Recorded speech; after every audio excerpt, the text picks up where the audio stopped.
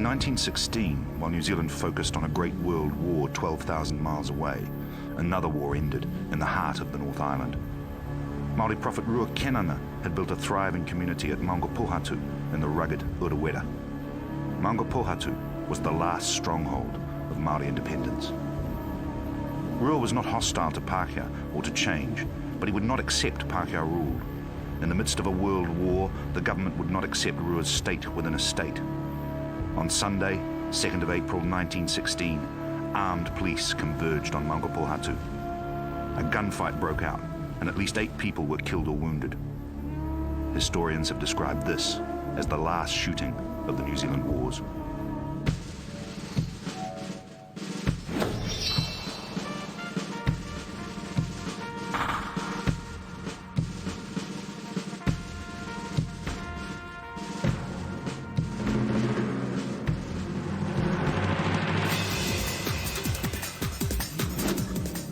The main body of the New Zealand Wars took place between 1843 and 1872. My generation didn't learn much about them at school. What we did learn was a sanitised version, supporting New Zealand's reputation as a paradise of racial harmony. The wars, we were told, were nice, clean little fights with gloves on, after which Māori and Pākehā kissed, made up and lived happily ever after. Real wars, like real history, were supposed to happen overseas. Yet the New Zealand Wars raged across the whole of the North Island for almost 30 years, with heroism and massacre on both sides. They wrenched New Zealand history into new shapes. They left deep wounds, concealed but not healed by the scabs of legend, and we're still paying for them in more ways than one.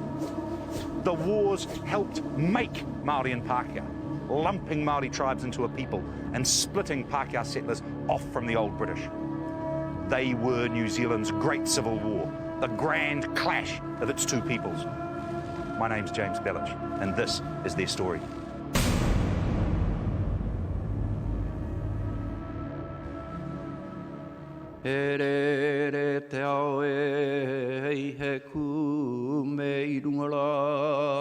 These are veterans of the New Zealand Wars. There are few images of them at the time of conflict. They were old when the cameras caught up with them, young when they took up arms. Well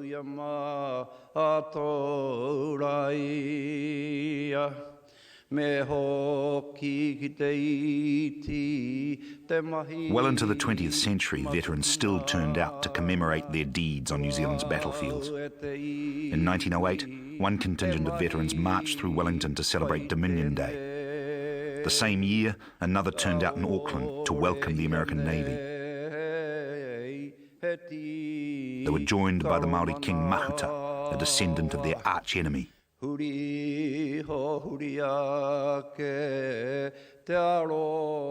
1911, more veterans paraded through New Plymouth's Pukakura Park. We need to see the real lives and real history behind these images. They're not mementos hanging on walls or hidden away in dusty photo albums, but real flesh and blood. The last vestiges of the men and women who fought the New Zealand Wars. They made history. We forgot it.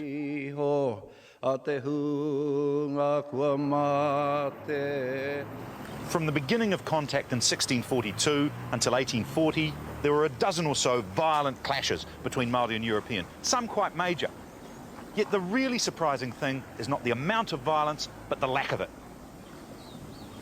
In the decades before 1840, something like 1,000 European and American ships visited New Zealand, each with an average crew of 30 men. About 200 whaling, trading, timber and mission stations dotted the coasts. In relation to thousands upon thousands of contact incidents, a dozen or so violent incidents was not a lot. The fact is that before 1840, Māori and European got on remarkably well. There were two reasons for this: sex and guns. The gun trade led to the terrible musket wars of the 1820s, when generals such as Hōne Heke of Ngā Puhi rampaged through the land. Thousands were killed and thousands more enslaved. The musket wars moved from north to south in a domino effect. They ended in the 1830s, once all tribes had guns. Brown Bess muskets encouraged into tribal violence, but discouraged into racial violence. To survive, Māori had to have muskets, and to get muskets, they had to have Europeans. 8 large pigs and 150 baskets of potatoes were a typical price for a musket. The dried heads of enemies killed by one gun could be traded for another. But the proceeds from traded goods weren't nearly enough for the thousands of muskets Māori needed. The balance of payments deficit was made up by services, especially sex. Before 1840, the settlers living in New Zealand were mostly men. They were linked into tribal society by formal or informal marriages to Māori women, a treaty made in bed. From 1800, whaling ships visited the coast, stopping a few weeks for supplies and recreation. The captains paid guns for the supplies, and the sailors paid guns for the recreation. A 3-week sex contract with a Māori woman usually cost 1 musket and 1 dress. By the 1830s, this sex trade became New Zealand's biggest industry. Missionaries left few details. French visitors were less coy. We were given an exhibition of their love dances. Nothing could be more lewd or more obscene than their movements, gestures, and poses. Their arms and breasts were tattooed, with the names of their lovers, the name of the ship, and the date of its visit. The New Zealanders are astonishingly salacious. The sex industry supplied Māori with guns in bulk, at a price their menfolk at least could afford. Ironically, the gun trade helped keep the peace between the races. If Māori mistreated Europeans, the vital trade would stop. If Europeans mistreated Māori, they would be killed. Before the 1840s, few Europeans tried it. Māori needed Europeans and Europeans needed Māori. It's this that explains the surprisingly low rate of interracial violence before the 1840s. The main centre of early Māori-European relations was Kororāreka in the Bay of Islands. Now known as Russell, it was then known as the hellhole of the Pacific.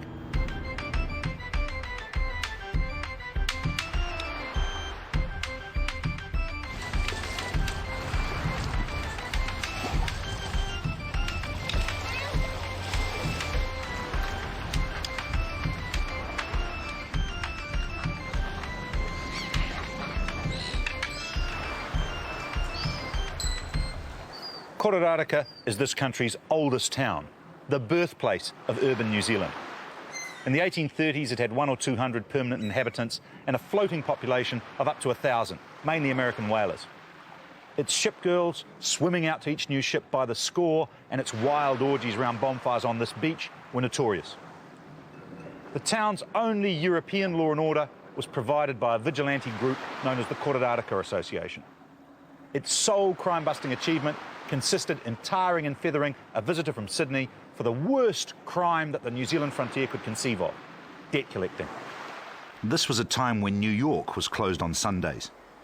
Kororāreka in 1844 was too much for the American consul, John B. Williams. 6/8 of all the European houses are nothing more than groggeries. Every thinking man who has visited will coincide with me in my remarks that New Zealand is a brothel. This bay is cursed with drunkenness and debauchery, dreadful on the extreme. I well remember the remarks of a seaman. Says he, "I am ashamed of my countrymen. It wants an earthquake or the cholera to sweep the Europeans from the earth." Kororāreka did not get cholera or an earthquake.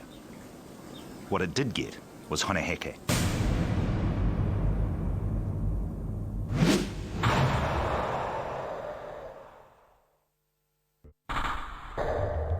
Hōne Heke was about 36 years old and a leading chief of the great Ngā Puhi tribe.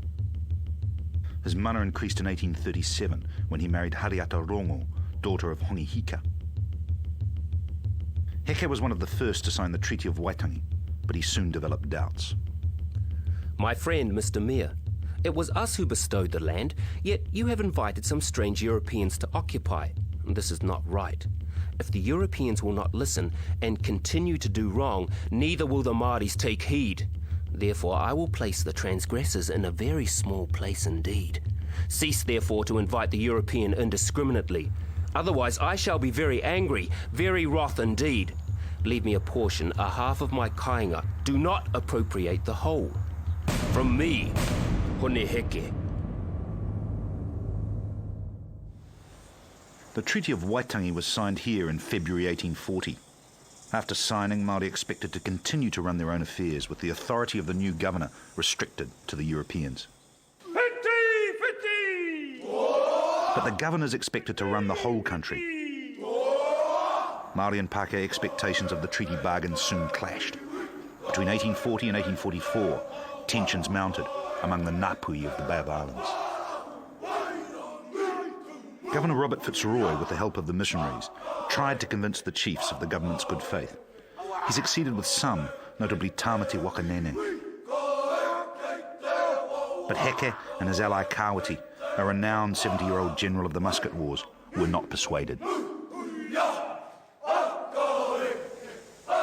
Government intervention in Māori affairs continued, and Heke did become very angry, very wroth indeed. Across the bay from Waitangi, he found the ideal means to express his anger.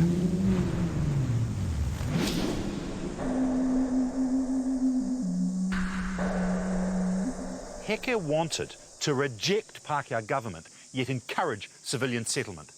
He needed a symbol which said no to the one, but not to the other. He found it flying here on Flagstaff Hill above Kororāreka. Between July 1844 and January 1845, Heke cut down the British flag 3 times. Each amputation asked this question: if the British could not protect their own flag in the midst of one of their largest settlements, what could they protect? How much substance did their claim to sovereignty over New Zealand retain? Ko ki te kea Hōne Heke, me he mea ka rua ngā haki, ko tatu te noho, ko tika te noho. Engari nā te haka hētanga a te kawana, kia tahi ono ngā haki, ko ki te Hōne Heke, ko riro ngā whenua. Ko riro ngā whenua.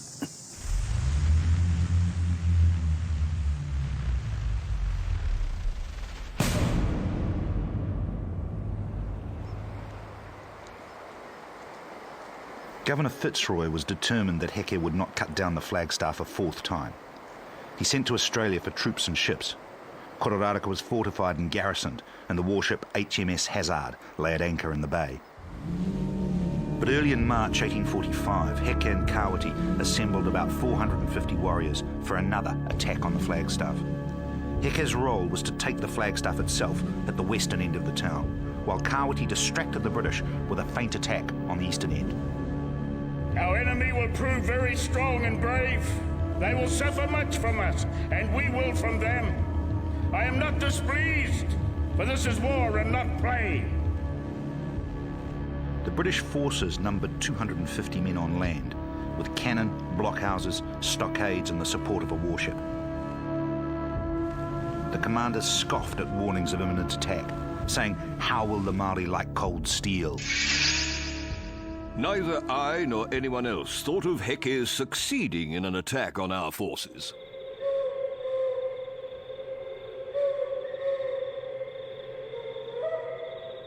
On the night of 10 March 1845, it seemed Kororāreka slept securely. For the British sentries on Flagstaff Hill, the night passed as normal. Except that the native owls were unusually active.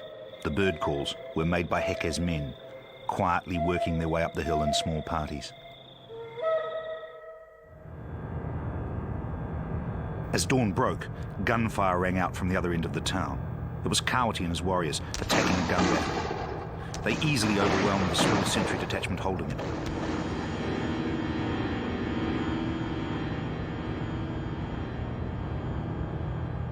But it so happened that Captain David Robertson of the Hazard and 45 of his men had marched out early to work on further defences. For Kāwati, this was an unfortunate accident. With other members of the Kororāreka garrison, Robertson and his men rushed along this track towards the gunfire.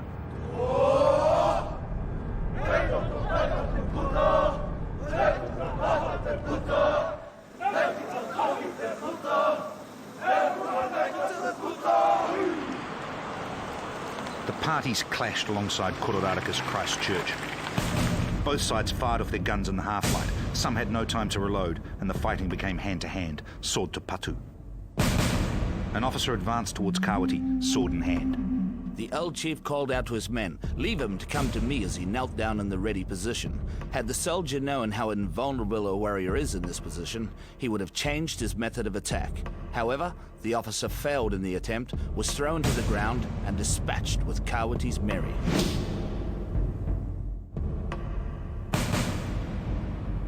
But some duels were won by the British. Robertson himself killed or wounded 3 Māori before having his right thigh smashed by a musket ball. The two sides lost about 15 men each in the bitter little struggle.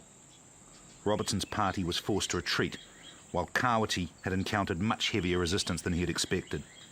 But the main question was, had his attack worked as a diversion?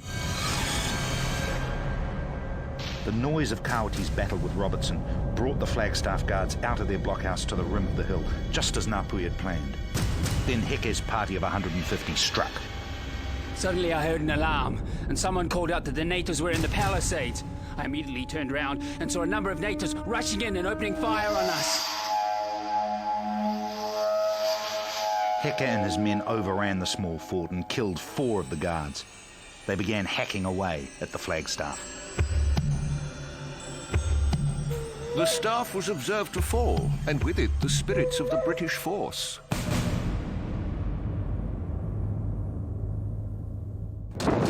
The Hazard began bombarding what it believed to be the Māori positions. The Māori simply held their ground, keeping to cover, and both sides sniped away at each other.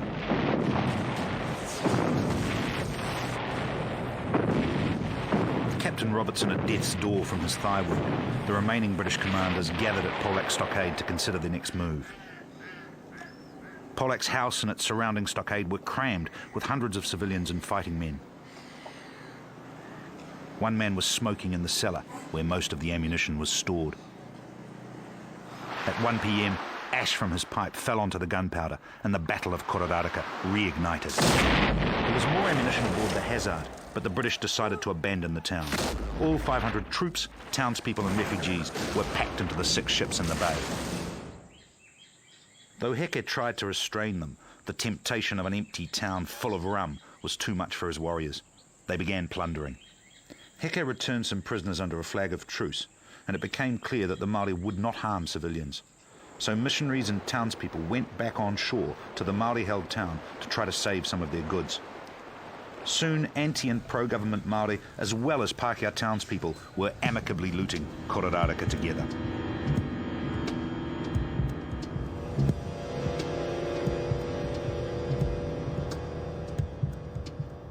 George Selwyn, the Anglican Bishop of New Zealand, encountered a warrior who had seized a large jar of lollies. He was offered some. A Māori party allowed missionary Henry Williams to empty out 1 cask of rum they were taking, but were soon seen rolling out another. The strange joint sack of Kororāreka went on through the night and continued next day, the 12th of March.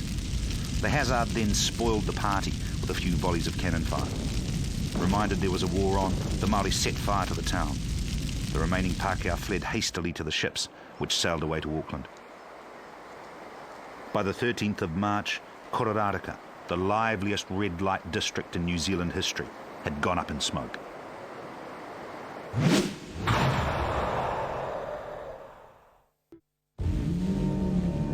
Heke's assault on British sovereignty kindled fears throughout the settlements of European New Zealand. The infant colony was shaken to its foundations. Anxiety was worst of all here in Auckland. The bustling little town of about 3,000 people genuinely feared that it was next on Hōne Heke's hit list. Outlying farmers were called in, volunteers were armed and drilled, night patrols were established. Some quite substantial fortifications were begun, of which this barracks wall at Auckland University survives to this day. Aucklander W.T. Bainbridge recorded mounting panic in his diary.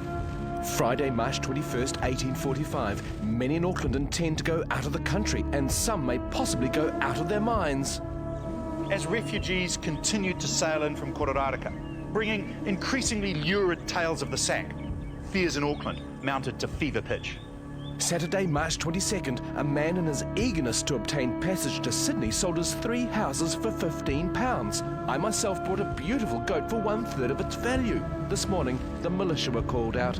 The settlers did hear some good news. That Heke was about to face 2 enemies far more formidable than anything he had seen hitherto. One was the British Army. During the 19th century, the British Army had conquered a quarter of the entire world. In April 1845, the Empire's legions began arriving at Auckland.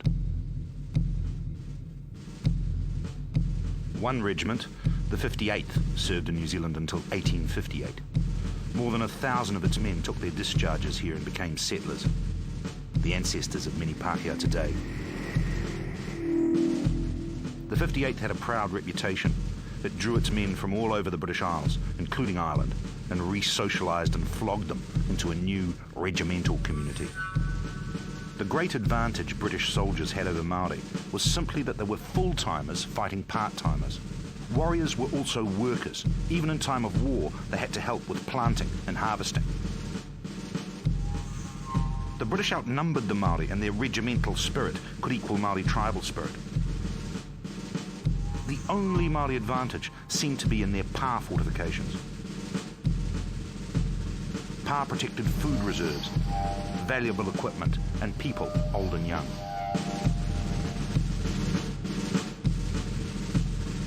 During the tribal fighting of the 1820s and 1830s, changes were made to Pā to cope with the musket, but not with British artillery. The high palisades and fighting stages of traditional Pā made them easy game for cannon. Many Pā were located on the coast, secure from tribal enemies, but vulnerable to naval bombardment. British warships and artillery spelled doom for traditional Pā. Despite the fall of Kororāreka, Māori seemed to have no chance in the long term against the might of the British Empire and its fighting men.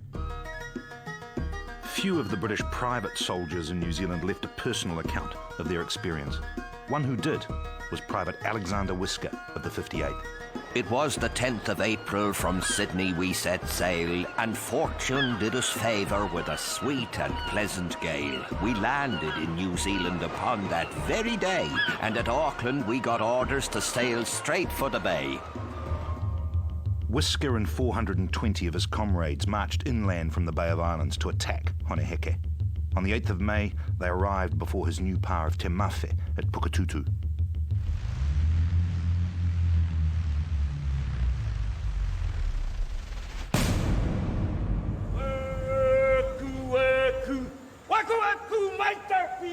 At 6 o'clock the 3rd of May we mustered for the war, to face bold Hōne Heke, that daring Maori chief, and likewise bold Kowita that came to his relief.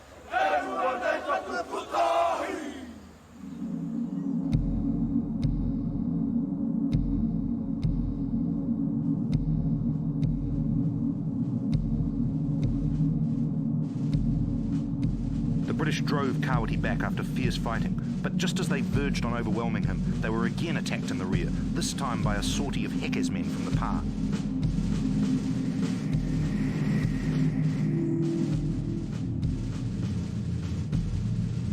The British turned against the Pā a second time and were again diverted by an attack from Kāwati, made at a flag signal from the Pā.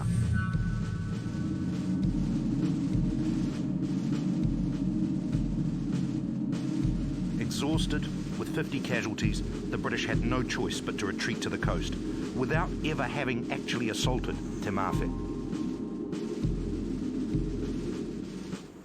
Kāwati on one side, Hōne Heke on the other, and again that baiting chamber. It was there. And never did the British enter into the Mawhe Pā. They couldn't get in there. It was well and truly set with deliberate planning, so that it could wait, bait, inflict whatever, and then, of course, the ultimate was the British finally withdrew. Heke and Kāwati had dealt with the British like two matadors managing a bull, each relieving the pressure on the other. This was brilliant improvisation. not a lasting antidote to British military advantages. But what the battle did do was prove that Māori could cope with the culture shock of awesome new military technology. At Pukatutu, the British used the Congreve rocket for the first time. Warriors thought the fearsome missile would chase the people until it had killed them every one.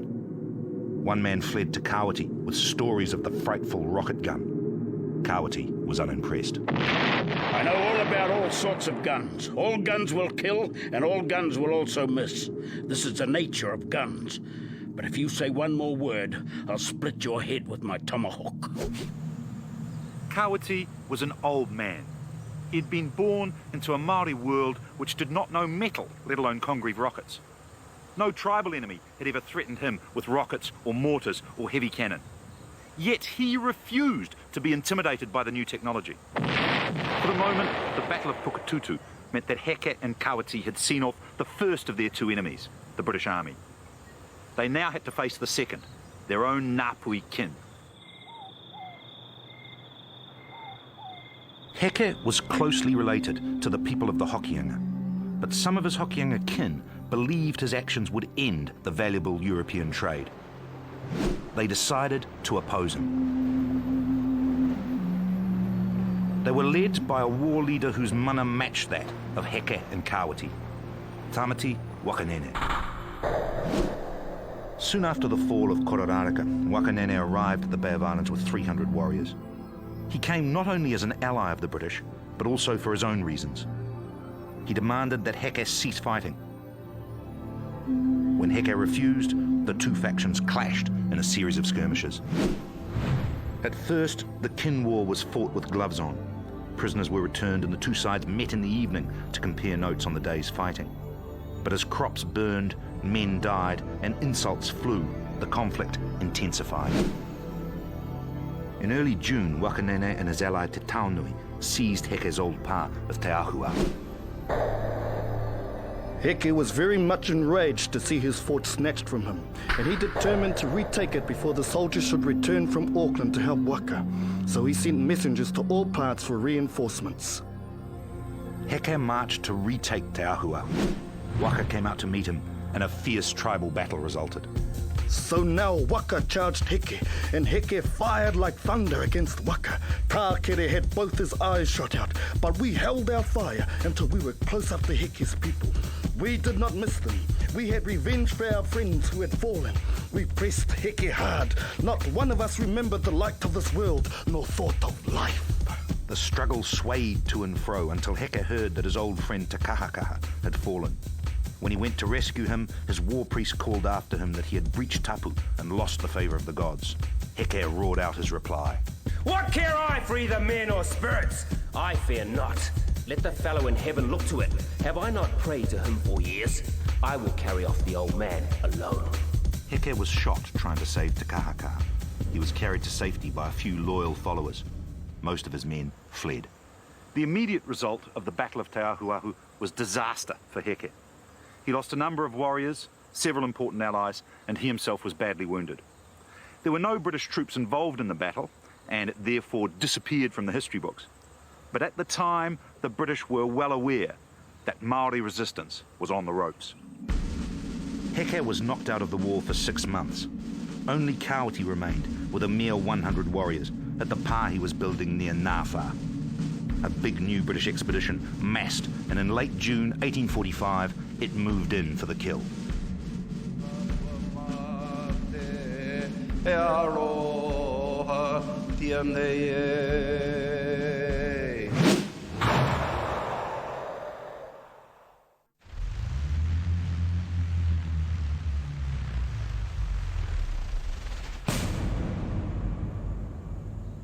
This little Northland Valley is an important place in world military history. It was here that modern trench warfare was invented. The churchyard marks the site of Ohaiwai, the pā designed by Kawati in 1845. His 100 or so warriors ranged from 70-year-old Kawati himself to renowned young toa like Ruatara Tauramoko and 12-year-old boy warriors like Rihara Kou.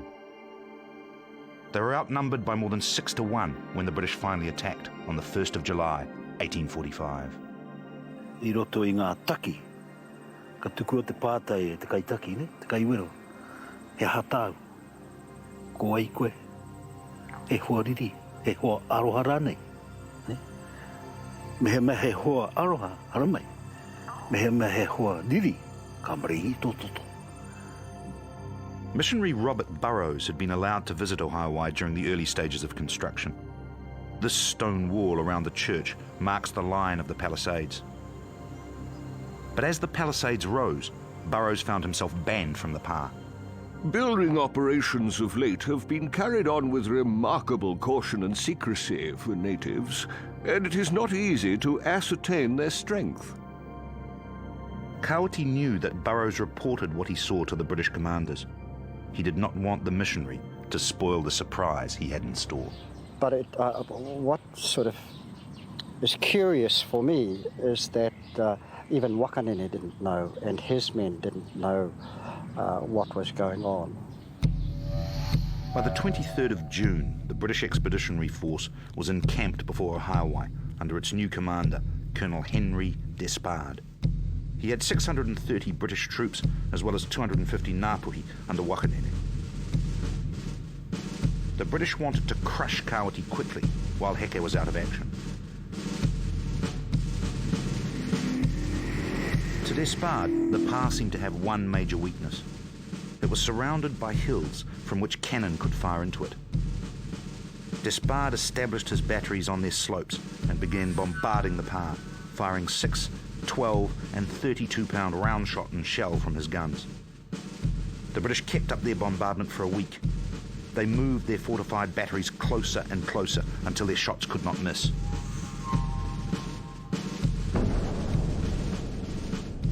Major Cyprian Bridge, the commander of the 58th Regiment, recorded the bombardment in his diary. 24 June, shell, ball and grape into the pā all day.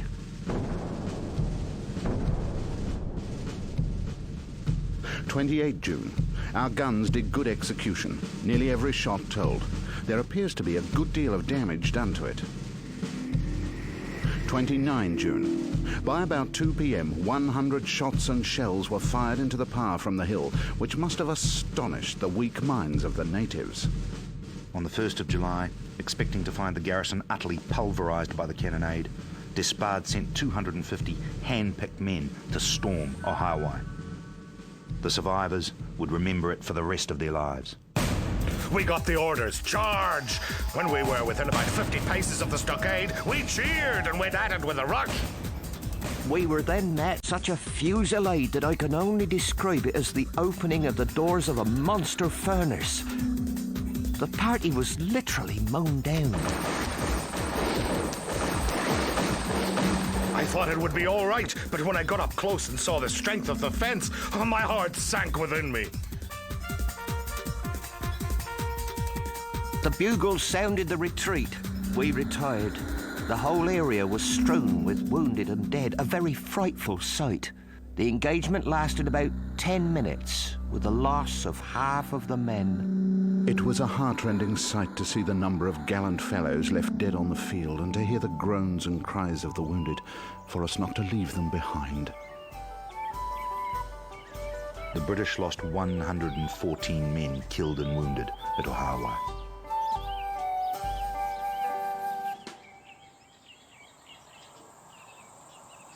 To Europeans in both Britain and New Zealand, the defeat at Ohaiwai seemed unbelievable. How could Imperial British troops, equipped with the latest in heavy artillery, have been beaten by less than a sixth their number of so-called savages? How could the impossible have taken place? The answer was a Māori revolution in the art of war. Ohaiwai had 2 fences and a firing trench right around it. Warriors reloaded while standing safely in the bottom of the trench, then stepped up to fire through the gap in the fences. Fence and trench were protection from the guns and bayonets of a storming party. The trenches were laid out unevenly to bring attackers under fire from 2 directions at once. The outermost fence, the Pekarangi, was not intended to block a storming party, but to slow them up to be shot.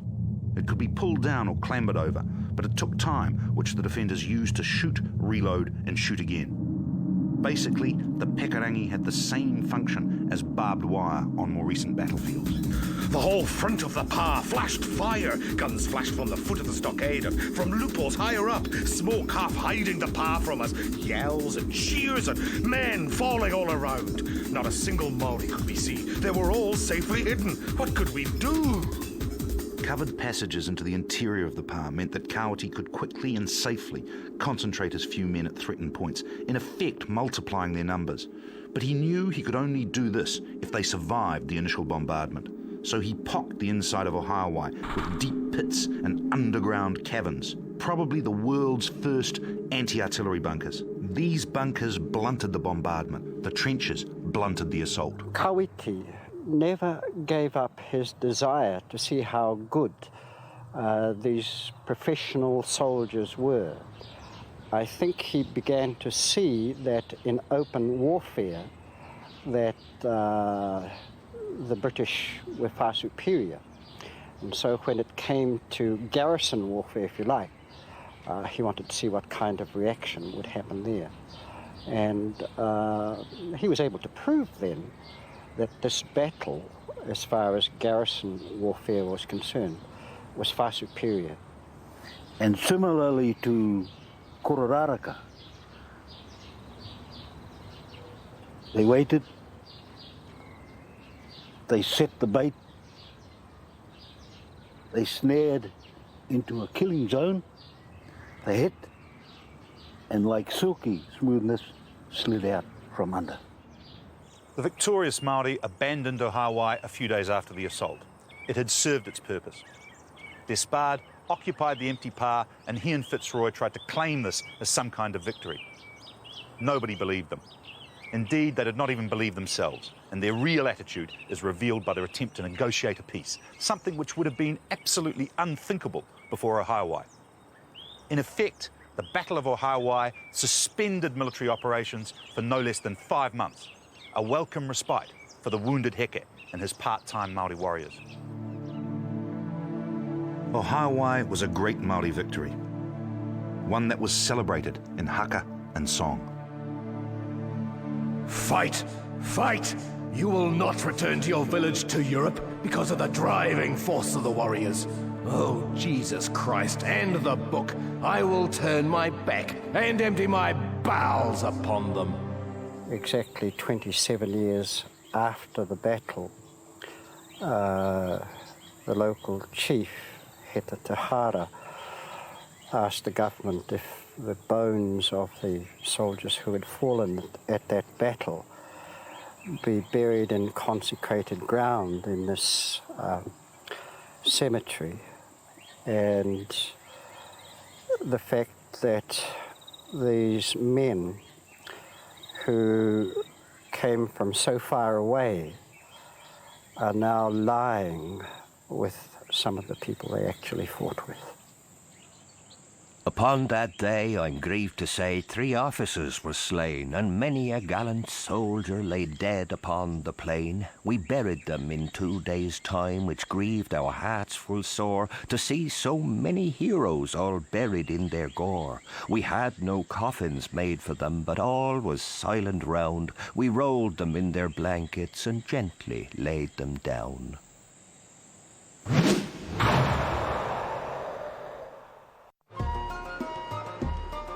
5 months after Ohaiwai, a new governor arrived to replace Robert Fitzroy. The British base camp on the Bay of Islands coast rang with artillery salutes, regimental bands and Māori haka to mark the arrival of George Grey. 34-year-old Grey was a trained soldier, a strange mix of humanity and ruthlessness. He was one of the most able colonial governors of Britain's imperial history. Like Hōne Heke, George Grey was a man of many thoughts. The shock defeat at Ohaiwai had prompted peace feelers by Governor Fitzroy. Heke and Kawati were willing. Heke was recovering from his wounds, and both were finding that war with the British was expensive.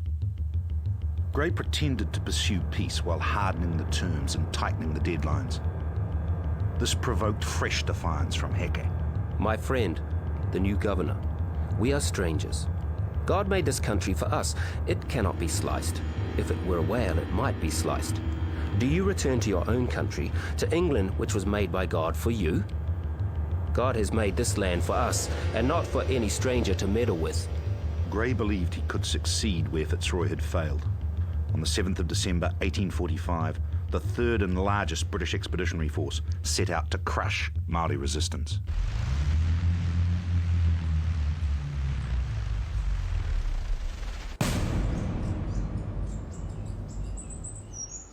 Ngā Puhi had put the British Empire to a lot of trouble. No less than 1,700 men marched to attack Kāwati at his new pa. The advance was a nightmare for the British troops, dragging cannon and supplies through dense bush, cutting their road as they went. The painful rate of advance was 1 mile a day, and when they arrived on the day before Christmas, this is what they found.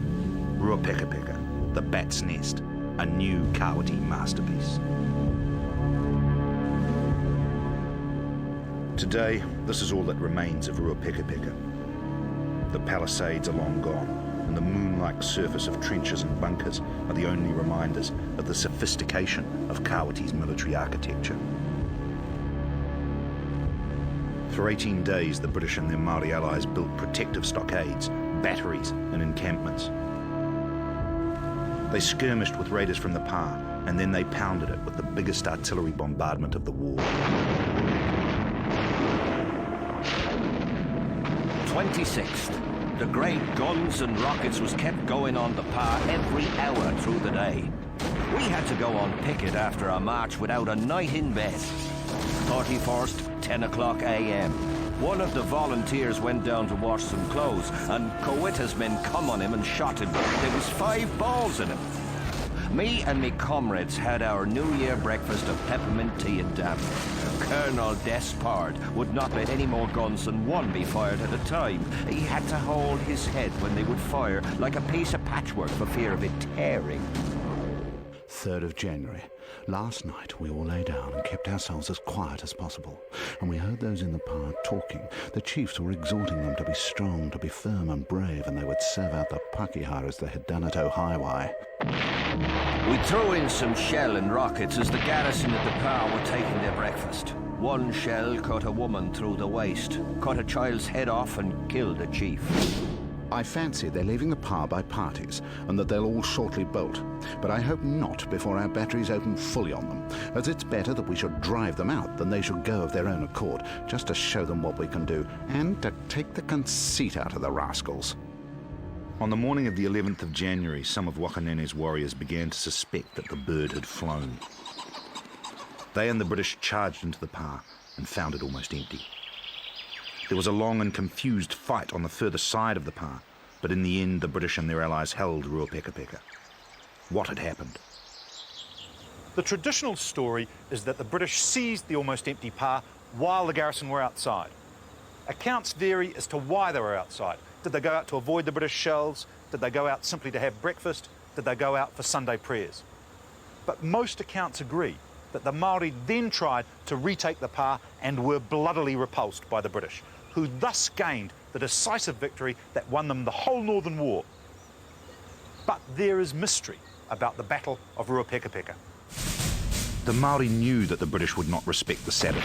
Ohaiwai had already been bombarded on a Sunday, and they had no need to leave the Pa to avoid the bombardment. We were safe below in our bunkers when the big guns poured shot and shell into us. Therefore, why should we fear the cannon of the white troops? Despite the British siege lines, Ngā Puhi could get in and out of Ruapekapeka at will. They were not merely leaving to avoid the bombardment, but deliberately removing their ammunition and supplies. All this suggests that the abandonment of the Pa was planned.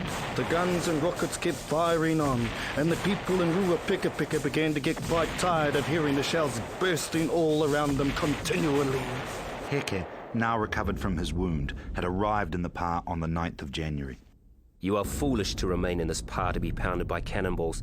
Let us leave it, let the soldiers have it, and we will retire into the forest and draw them after us, where they cannot bring the big guns. So all the people left the Pa except Kāwati, who remained with a few warriors, either because he was determined to fire some shots in the defence of his Pa, or to make the trap more convincing, or both. Kāwati directed Tauramoko to feign a retreat with a party of men to draw the British troops into the bush, where other warriors lay in ambush. But some men thought Kāwati had been captured and would not retreat. The planned trap misfired, and in the end casualties were roughly equal. But the British had gone to immense effort to drag themselves up to Ruapekapeka and then gained an empty pā. What was it worth to them? Not much. Unlike traditional pā, it was not built close to centres of population. It did not contain vital food reserves or equipment. It was not Kāwati's home, but a purpose-built target for the British to come to and be killed. The British paid a very high price for what was basically a valueless pā. They did not capture Heke, they did not capture Kāwati, they did not kill many of their people. At best, Ruapekapeka was a small tactical victory and a big strategic defeat. The key question is, if the British did not win what history has portrayed as the decisive battle of the Northern War, can they still be said to have won the war? Heke and Kāwati made peace after Ruapekapeka. First with Wakanene, then with George Grey. But it was not a peace of the defeated. Missionary Henry Williams wrote, "It cannot be said we have peace of a healthy character. Heke is exciting much sympathy. He is at large, and his cause is by no means extinguished." The Māori lost no land. They were not punished in any way. There was no attempt by the government to assert authority over them, and the flagstaff at Kororāreka was not re-erected until after the deaths of Heke and Kāwati.